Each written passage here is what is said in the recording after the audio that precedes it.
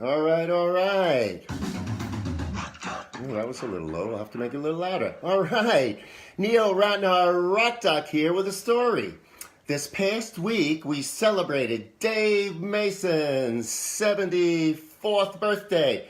And although Dave is best known as a member of the band Traffic, he has also both played and recorded with a multitude of notable talent, including Paul McCartney, George Harrison, the Rolling Stones, Jimi Hendrix, Eric Clapton, David Crosby, Graham Nash, Steve Elliott, Fleetwood Mac, Delaney and Bonnie, Stevie Winwood, Leon Russell, Cass Elliot, and even my old friend Michael Jackson. Yeah, okay. And today, I thought I would tell you a few things about Dave that you might not know. But as usual, a little background first. All right.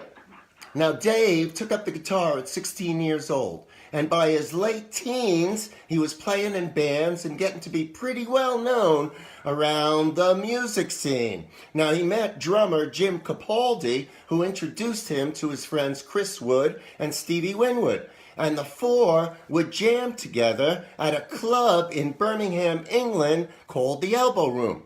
And after Winwood left the Spencer Davis Group in the spring of 1967, they formed the band Traffic.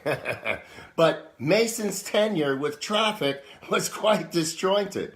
He co-founded the group, but left following the release of their debut album, Mr. Fantasy. Now, according to Dave, I was 19 years old. Holy My Shoe was the first song I ever wrote. How did I cope with all that happening so fast? So quick? I quit. It was too much for me. That's why I left Traffic after the first album. Now, he returned briefly, but by the time the band's second album, simply titled Traffic, was in stores, Mason was already gone and on his way to America. According to Dave, the personalities came in after the second album. That wasn't me. That was the others. I have a very pop sensibility. And in the beginning, the songs that I was writing became the singles for the band. And that was a rub for the other three. They didn't want it. That's why I upped and moved to California. But before he left, while still in London, Dave became really good friends with Jimi Hendrix. As a matter of fact, Mason was with Hendrix at a friend's apartment when they both first heard Dylan's version of All Along the Watchtower. Now, as we all know, Jimi loved the tune and decided to cover it. And lo and behold, Mason was at the studio the day the Jimi Hendrix Experience was recording the tune. And so he picked up a 12-string guitar while Jimi shouted the chords to him. In the meantime, Noel Redding, who was getting disgusted with the sessions because Jimi would bring all his friends and he'd do a million takes and blah, blah, blah, blah, blah. So he actually walked out. And Dave took over the bass for a while, but the final bass part was actually played by Jimi himself. Okay. Now, once in California, Dave became the lead guitarist for Delaney and Bonnie. I wonder if many of you know that. On their first tour, they opened for Dave's old bandmate, new band, Blind Faith. And that, of course, was Stevie Winwood. And the guitar player in that band, of course, was Eric Clapton. And when Clapton, during sessions for George Harrison's All Things Must Pass, stole the group's rhythm section for his new band, Derek and the Dominoes, he initially took Mason with him. Dave was slated to be the second guitarist for Derek and the Dominoes, and he actually played on their early studio sessions, including the Phil Spector production of Tell the Truth, which unfortunately was later withdrawn from sale and is now only a collector's item. He also played at their first gig at the London Lyceum, but he left the group soon after that. Now, since then, Dave has had a stellar career, and he's still out there banging away. I saw him last fall at Levon Helm's Ramble, the barn up here in Woodstock. Man, he was great, as good as ever. It was a fabulous, fabulous show. So if you have a chance, as I said on the write-up, he still does over 100 shows a year.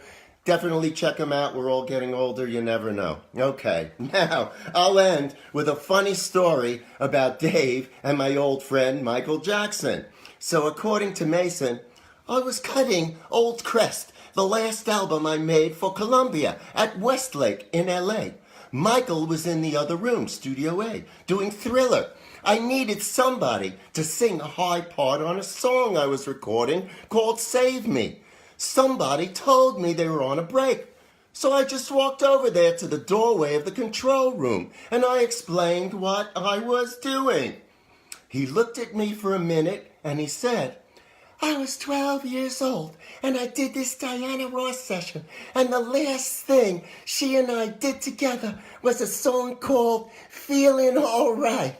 So yeah, absolutely, I'll come over and sing with you. All right, Dave Mason, really an iconic, fabulous, great musician. Go out there and check him out if you can.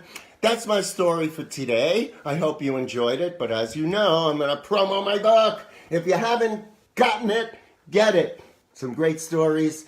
NeilRatnerRockDoc.com. I'll autograph it any way you want. All right, also check my show out on Radio Woodstock. If you go on the Radio Woodstock website, WDST.com, and you look at the audio section, there's a place now that says This Week in Rock, and all of my little 3 o'clock This Week in Rock reports are archived there, so go check them out, or listen to me live over the internet, or if you're up here, over WDST 100.1. All right, that's it for today.